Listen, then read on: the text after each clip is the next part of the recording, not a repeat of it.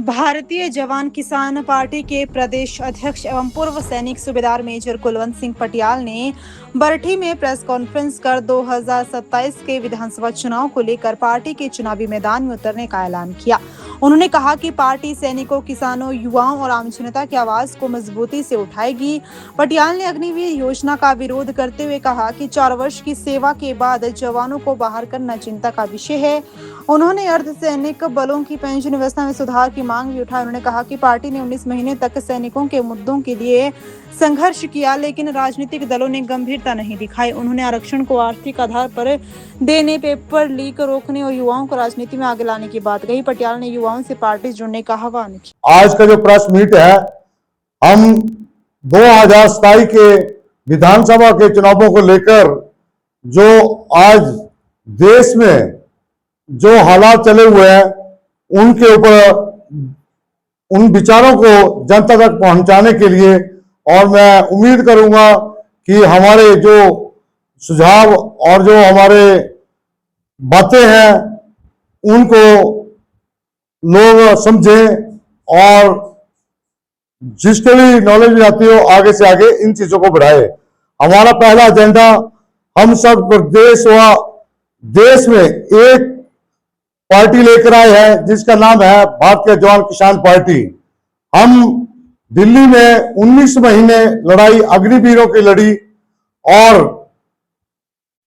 पक्ष विपक्ष ने हमारी बातों को बिल्कुल नहीं सुना, क्योंकि उनको मालूम है कि फौजियों की औकात क्या है। लेकिन जिन फौजियों के ऊपर गर्व करते हैं, उन्हीं फौजियों को यहां पर दरकिनार किया जाता है। और जो चौथा स्तंभ मीडिया है, उसने भी हमारी आवाज को नेशनल लेवल पे नहीं उठाया। फिर हमें मजबूर होकर भारतीय जवान किसान पार्टी का उदय करना पड़ा, ताकि हमारी आवाज जो है जनता तक, हर घर तक, हर नागरिक तक पहुंचे। हमारा विशेष मिशन जो अग्निवीरों को जो लाया गया है, वो देश की सुरक्षा के लिए बहुत ही घातक है। 4 साल का अग्निवीर देश की सुरक्षा कभी नहीं संभाल सकता है। और जो हमारे अर्धसैनिक बल है, जैसे सीआरपी, बीएसएफ, आईटीबीपी, एसएसबी और आसाम राइफल, ये इनकी जो पेंशनें बंद कर दी गई है 2002 के बाद, देश का एक नेता बनता है, 1 घंटे के लिए वो सब ग्रहण करता है और उसके बाद वो कई स्वर्ग सुधार जाता है, तो उसकी पीढ़ियों दर पीढ़ियों तक उसके नाम की फैसिलिटी उस परिवार को मिलती है।